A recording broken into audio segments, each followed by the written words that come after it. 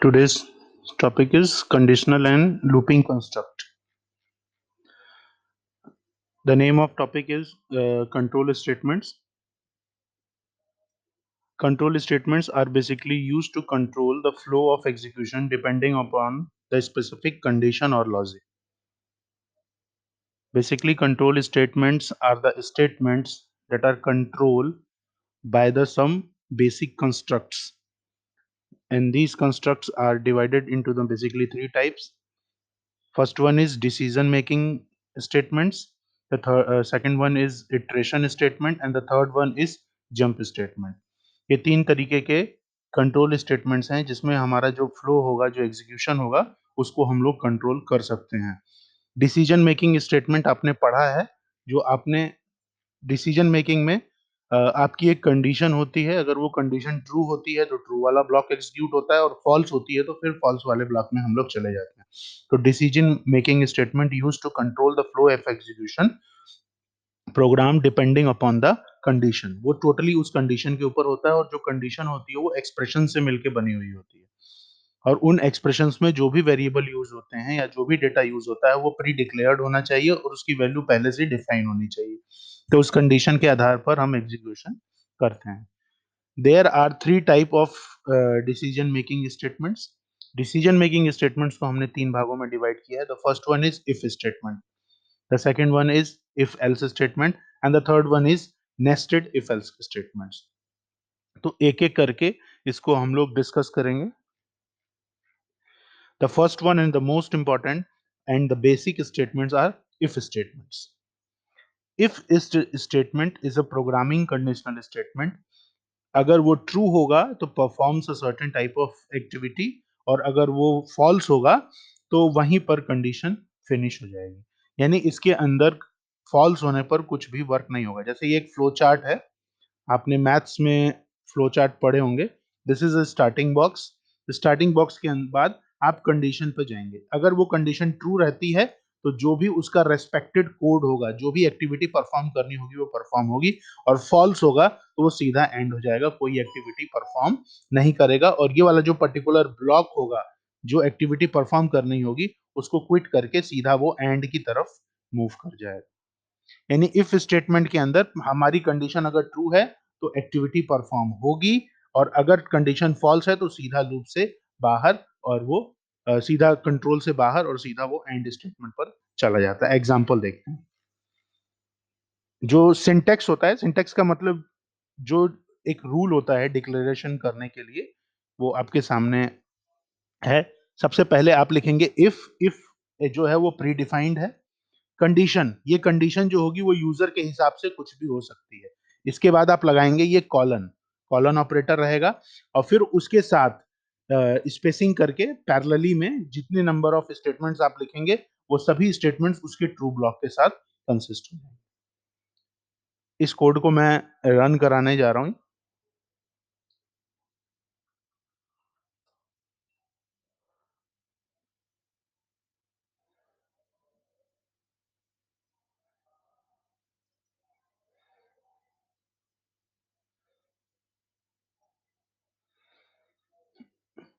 मैंने एक वेरिएबल ले लिया a इज इक्वल टू 10, और एक वेरिएबल ले लिया मैंने b इज इक्वल टू 20. अपनी स्क्रीन को आप मैक्सिमाइज करके देख सकते हैं, मैं मैक्सिमाइज नहीं कर रहा हूं. उसके बाद मैंने एक इफ कंडीशन लगाई, और उसमें मैंने लिखा क्या a बड़ा है b से. फिर मैंने एक मैसेज प्रिंट कराया, प्रिंट. और यहाँ पे मैंने लिख दिया yes a is greater then b. और फिर एक और मैसेज प्रिंट करा दिया इसी के साथ, प्रिंट फिनिश. इसको मैं सेव कर लूंगा. किसी भी नाम से मैंने सेव कर दिया इसको. उसके बाद मैं इसको रन कराने जा रहा हूँ. देखिए, यहाँ मैं जब इसको रन कराने जा रहा हूँ इस कोड को, तो आपको स्क्रीन पे क्या दिखाई दे रहा है? कौन दिखाई दे रहा है कुछ? कहाँ गए सब लोग? शिवांग, मयंक, कुछ दिखाई दे रहा है? हाँ, क्या दिखाई दे रहा है? क्या दिखाई दे रहा है? रन कर। इसका आउटपुट में कुछ आ रहा है? आउटपुट में कुछ भी नहीं आ रहा है, क्यों नहीं आ रहा है?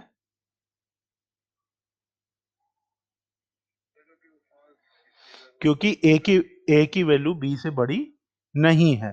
हाँ, अगर मैं ए की वैल्यू को 30 कर दूं और फिर इसको मैं रन कर रहा हूं, तो मेरे पास वो मैसेज आ जाएगा जो मैसेज मैंने दिया है। इसका मतलब ये हुआ कि से केवल इफ स्टेटमेंट में ये होगा कि एक कंडीशन दी हुई होगी, उस कंडीशन के हिसाब से अगर कंडीशन ट्रू होती है तो उससे एसोसिएटेड जो स्टेटमेंट्स हैं जो ट्रू ब्लॉक की, तो वो एग्जीक्यूशन होगा। अदरवाइज वो सीधा लूप से बाहर, उस पर्टिकुलर ब्लॉक से, लूप नहीं, सॉरी गलत वर्ड यूज करा मैंने, उस पर्टिकुलर ब्लॉक से वो बाहर चला जाएगा, उन ब्लॉक्स को वो एग्जीक्यूट नहीं कराएगा। यानी फॉल्स के केस में वो ब्लॉक एग्जीक्यूट नहीं होगा, केवल ट्रू के केस में उसका ब्लॉक एग्जीक्यूट होगा, क्योंकि वो रेस्पेक्टिव ब्लॉक, वो रेस्पेक्टिव कंट्रोल स्टेटमेंट उस पर्टिकुलर कंडीशन से एसोसिएट की गई है। ये बहुत इंपॉर्टेंट चीज है, जो आज का टॉपिक है वो बहुत इंपॉर्टेंट है। अगर आज समझ में नहीं आएगा तो आगे की कोई क्लास क्लियर नहीं होगी। नेक्स्ट, जो लोग नहीं है वो लोग अपना समझेंगे आराम से। ये एग्जाम्पल इसने लिया है, नंबर ऑफ बुक्स को इसने 2 दे दिया है और इफ कंडीशन लगाया है, number of book double equal to 2। Double equal to sign किस लिए यूज में लाया जाता है, कौन बताएगा? शिवांग, शिवांग, शिवांग, अगर हमारी आवाज आ रही हो, शिवांग, आर्ची, इक्वल टू के लिए आता है। ये चेक करता है कि इसके लेफ्ट हैंड साइड और राइट हैंड साइड में जो वैल्यू है वो दोनों इक्वल हैं या नहीं। तो इसका रिजल्ट किस में आएगा? या तो ट्रू आएगा या फिर फॉल्स आएगा। तो इसका रिजल्ट आर्ची क्या आएगा?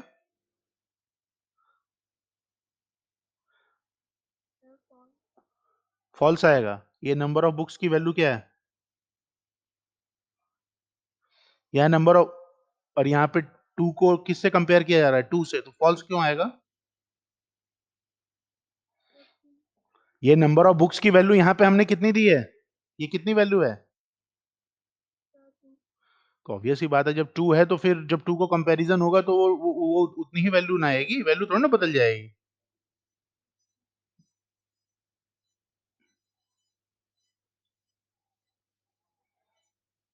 वेट,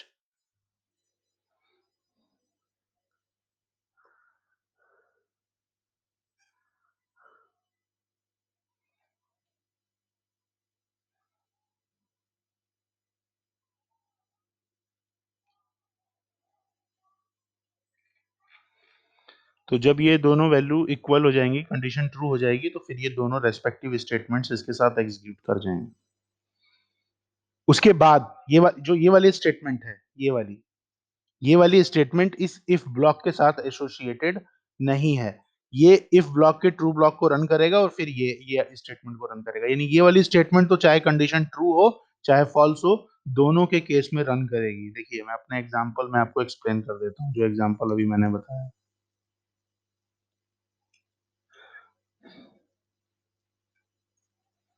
मैंने अभी केवल ट्रू ब्लॉक की स्टेटमेंट्स लिखी थी, और अब मैं जा रहा हूँ एक, ये ये देखिए, जब मैं इफ के पैरेलल लिखने लगूंगा तो इसका मतलब है कि ये इफ से बाहर चला आया है, अब ये इफ के ब्लॉक में नहीं है। और इफ की अगर स्पेसिंग के पैरेलल लिखूंगा तो इसका मतलब अभी वो इफ के ब्लॉक में ही चल रहा है।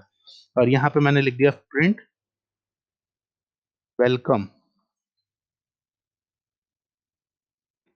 और इसको मैंने सेव कर दिया। और अब मैं अगर रन कराऊंगा, हम्म, उसके बाद मैं इसको रन कराऊंगा, तो देखिए रन कराने के बाद पहला मैसेज भी आ गया, दूसरा मैसेज भी आ गया और ये भी आ गया, क्योंकि ये तो रन होना ही होना है। लेकिन अगर मैं यहाँ पर ए की वैल्यू को फिर से वापस 10 कर दूं तो हमारी कंडीशन हो जाएगी फॉल्स। ये दोनों स्टेटमेंट्स रन नहीं होंगी। वो सीधा जंप करके इस स्टेटमेंट पे चला जाएगा और इसको एग्जीक्यूट करा देगा। केवल वेलकम आएगा, देखिए वेलकम आएगा,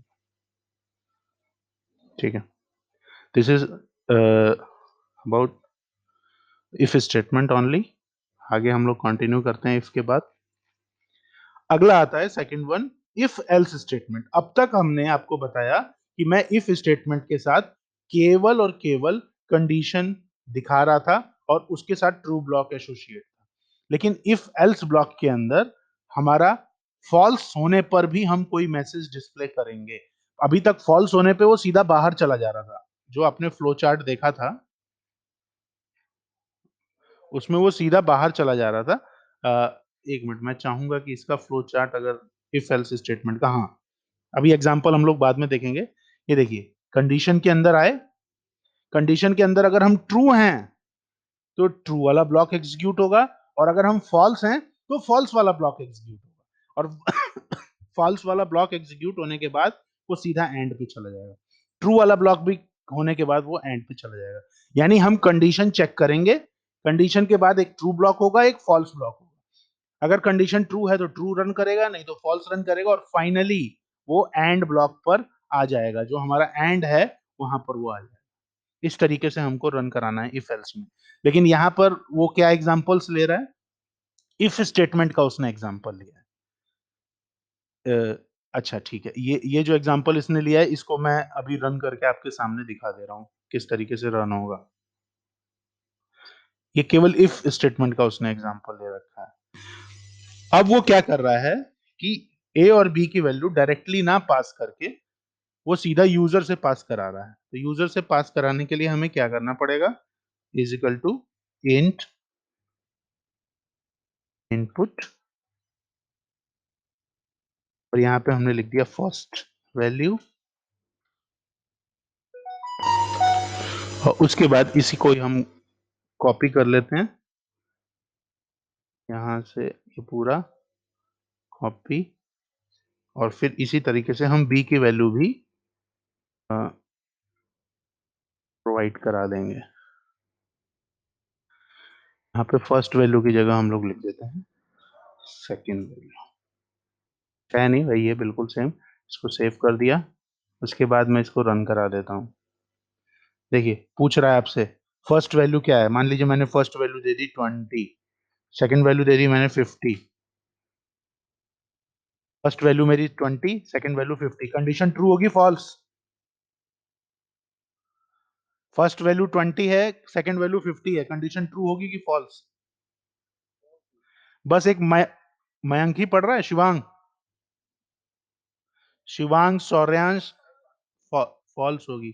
ये पवन और सौर्यांश और ये शिवनारायण सिंह, शिवनारायण सिंह अनम्यूट रहिए। हाँ, ए की वैल्यू 20 है, बी की वैल्यू 50 है। देखिए मैंने ए की वैल्यू 20 दी है, बी की वैल्यू 50 है, तो क्या ए बड़ा है बी से?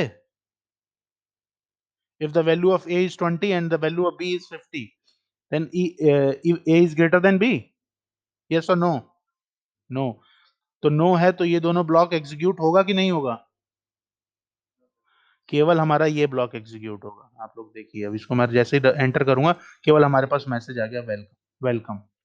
और लेकिन अगर मैं इसको दोबारा से रन कराता हूं और अब मैं अगर वैल्यू ए की ज्यादा देता हूं, ए की वैल्यू 50 दे देता हूं और मान लीजिए बी की वैल्यू मैं 30 दे देता हूं, तो इस केस में वो वाला दोनों भी केस आएगा, तीसरा वाला तो आएगा ही आएगा। ये हो गया इस तरीके से, ये हो गया इफ स्टेटमेंट्स के बारे में। अब हमने यूजर से वैल्यू एंटर कराई, वैल्यू को फिक्स नहीं किया है यहाँ पे। इसके बाद लॉजिकल ऑपरेटर्स का यूज करके इसने कराया, ठीक है, ये वही चीज है, इसको हमको अब दोबारा देखने की जरूरत नहीं। मेन हम अब आते हैं इफ एल्स स्टेटमेंट में। अब तक हम एल्स के साथ कोई स्टेटमेंट्स को एसोसिएट नहीं कर रहे थे। अब मैं क्या करने जा रहा हूं, आपका यही प्रोग्राम रहेगा, यही डिट्टो प्रोग्राम यही रहेगा। प्रोग्राम में मैं चेंज नहीं कर रहा हूं। और अब मैं क्या करने जा रहा हूं कि एक एल्स ब्लॉक बनाने जा रहा हूं, ELSE, एल्स। अगर ए ग्रेटर नहीं है तो कौन ग्रेटर होगा? अरे बोलो। एक बी ग्रेटर होगा, तो यहां पे हम लिख देंगे yes B is greater than A, और यहां पे हम लिख देंगे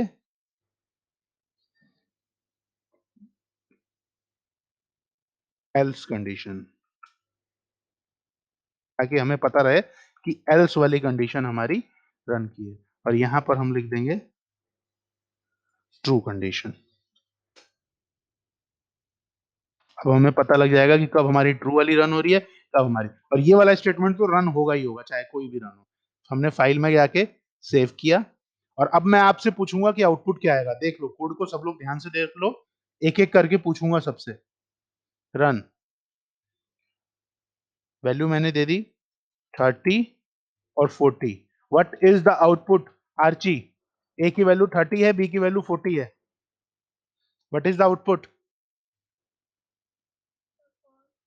फॉल्स। मैंने आउटपुट पूछा है, फॉल्स नहीं। What is the output of this programme?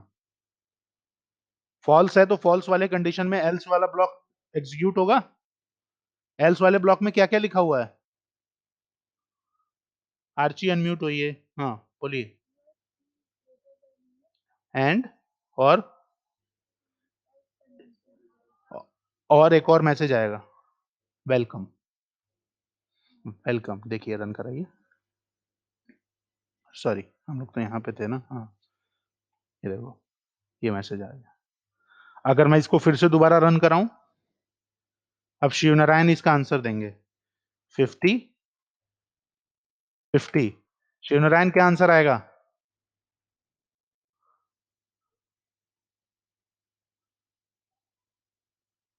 Greater, A is greater than B. क्या ए बी से बड़ा है? हाँ, तो इक्वल है तो कंडीशन फॉल्स हो जाएगी ना। ये तो बड़े की बात कर रहा है, इक्वल टू की बात कर नहीं रहा है, तो हमारी फॉल्स कंडीशन आ जाएगी। लेकिन अगर तुम चाहते हो कि इक्वल टू वाले में ट्रू वाली कंडीशन आ जाए, तो यहाँ पे लिख दो ग्रेटर देन इक्वल टू। ठीक है, ये greater than equal to B लगा दोगे तो फॉल्स कंडीशन ना आके, अगर तुम दोनों की वैल्यू को सेम दे देते हो, तो हमारी ट्रू वाली स्टेटमेंट आ जाएगी। ये आपके ऊपर है कि आप उसको ट्रू वाले में एसोसिएट करना चाहते हैं या फॉल्स वाले में एसोसिएट करना। तो this is called if else statement. Okay, next.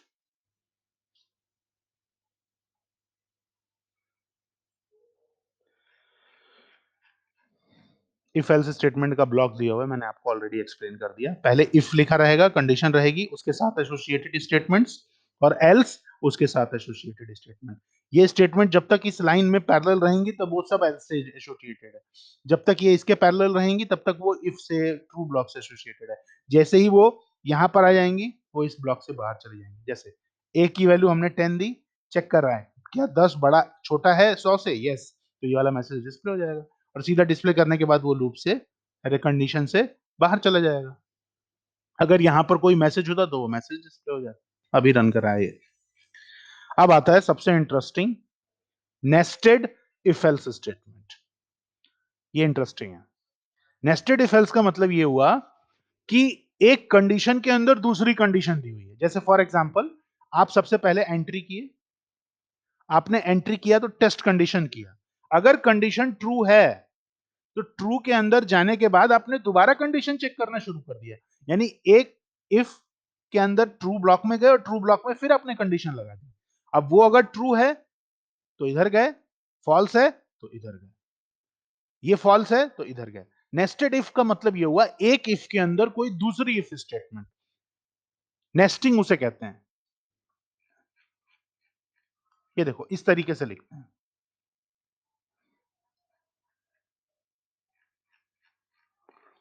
If condition, ये ट्रू वाला ब्लॉक हो गया। अब ये फॉल्स वाला ब्लॉक हुआ और इसमें हमने एक और कंडीशन डाल दी, फिर स्टेटमेंट, फिर एल्स आ गया, फिर स्टेटमेंट। इस तरीके से इसे हम कहते हैं नेस्टेड इफ एल्स, या एलिफ एल्स इफ का शॉर्ट फॉर्म। जैसे एल्स, एल्स के अंदर अगर एक और इफ लगाओगे तो एल्स इफ हुआ ना, तो उसको हम शॉर्ट में लिख देते हैं ईएल इफ, पूरा एल्स इफ नहीं लिखते। सही है, सही है। हाँ, वैसे अभी मैं इसको रन करके दिखा रहा हूँ, ये वाला कोड आपके सामने रन करके दिखा रहा हूँ। आपको याद, जो लोग क्लास में आए थे उनको मैंने एक प्रोग्राम बनवाया था 3 नंबर का, ABC, तीनों में से कौन सा बड़ा है, याद आ रहा है? कोई है था उस समय क्लास में? शौर्य, हाँ शौर्य सिंह थे, तो मैंने उसमें यही वाला कॉन्सेप्ट यूज किया था, नेस्टेड इफ एल्स वाला। मैं अभी एक प्रोग्राम बना रहा हूँ और फिर उसको मैं नेस्टेड इफ एल्स से बनाऊंगा।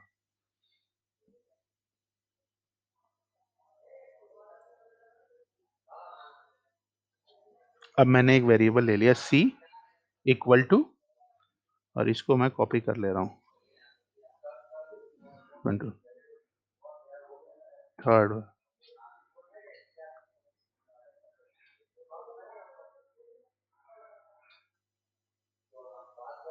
अब इसको हमने यहाँ से हटा दिया, इसको हमने यहाँ से हटा दिया।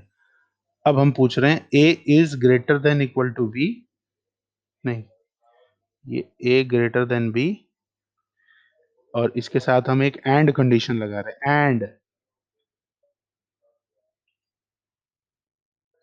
ए is greater than C. Sorry, थोड़ा सा मैं 3 नंबर है, उन तीनों में से कौन सा मैक्सिमम है ये बनाने जा रहा हूँ, तो हम लिख देंगे यस ए इज ग्रेटर, पहला मैसेज आएगा। उसके बाद हमारा आएगा एल इफ, एल इफ, और इसके अंदर हम लिखेंगे क्या बी बड़ा है ए से, एंड क्या बी बड़ा है सी से। अगर ऐसा होगा क्या होगा, print yes B is greater.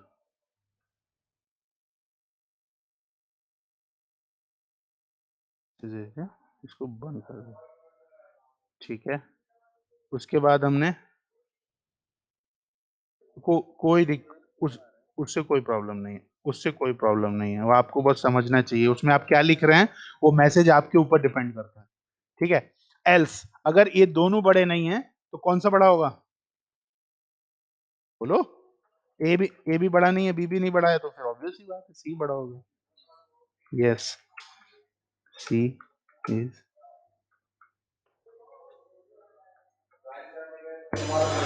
अब इसको हम हटा दे रहे हैं, और फाइनली हमने एक मैसेज यहाँ पे लास्ट में एक मैसेज प्रिंट करा देंगे, फिनिश।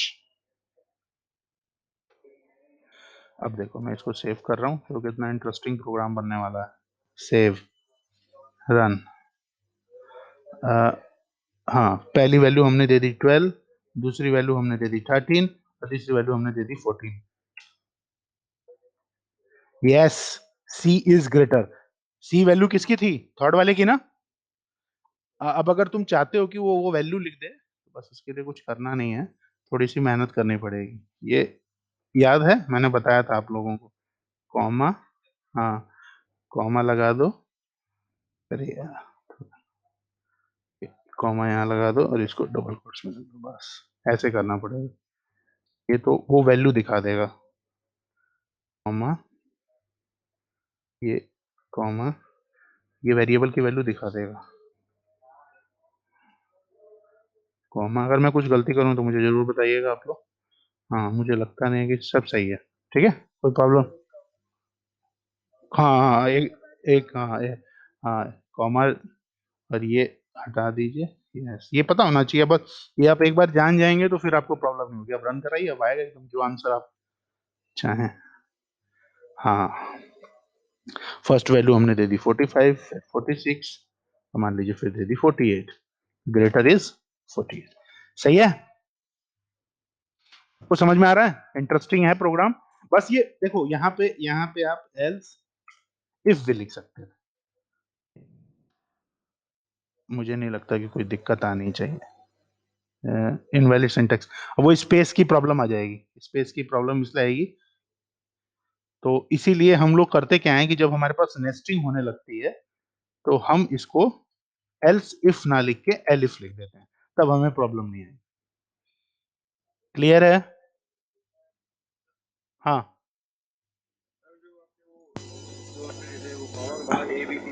हाँ हाँ हाँ हाँ, कॉमा नहीं लगाएंगे, कौन बताओ कहाँ से कॉमा हटाऊं, बताओ बेटा। ये बी के एक्चुअली आपने अभी लैब में प्रैक्टिकल नहीं किया ना, जो लोग जैसे शौर्यांश थे या हमको लग रहा है पवन थे, एक दो लोग, ये दो तीन लोग, आर्ची है, ये आप कॉमा अगर नहीं लगाएंगे ना इसके बाहर, तो ये होगा क्या कि ये रन ही नहीं करेगा। ये बी एक वेरिएबल है ना, तो बी को अलग से रहना चाहिए, इसीलिए हम कॉमा लगा के, ये इसमें तीन वैल्यू हो गई, एक वैल्यू ये, एक वैल्यू ये, और एक ही वैल्यू ये, तीन वैल्यूज हो गई। और अगर आप कॉमा नहीं लगाएंगे तो वो इसके साथ कंबाइन हो जाएगा, वो जान ही नहीं पाएगा कि वो वेरिएबल है कि स्ट्रिंग है तो क्या है। इसीलिए जब कोई वेरिएबल हम लोग लिखते हैं तो कॉमा से सेपरेट कर देते हैं। ठीक है, आप लोग भी ट्राई करिएगा इस कोड को। आज मैं इतना ही बता रहा हूँ। आज की क्लास की मैंने वैसे रिकॉर्डिंग भी की है, तो अ, मैं कोशिश करूंगा कि रिकॉर्डिंग है कहाँ। हमको लग रहा है रिकॉर्डिंग, कुछ प्रॉब्लम आ गई, नहीं आया। वैसे मैंने रिकॉर्डिंग पे क्लिक तो किया था, है रिकॉर्डिंग है। मैं कोशिश करूंगा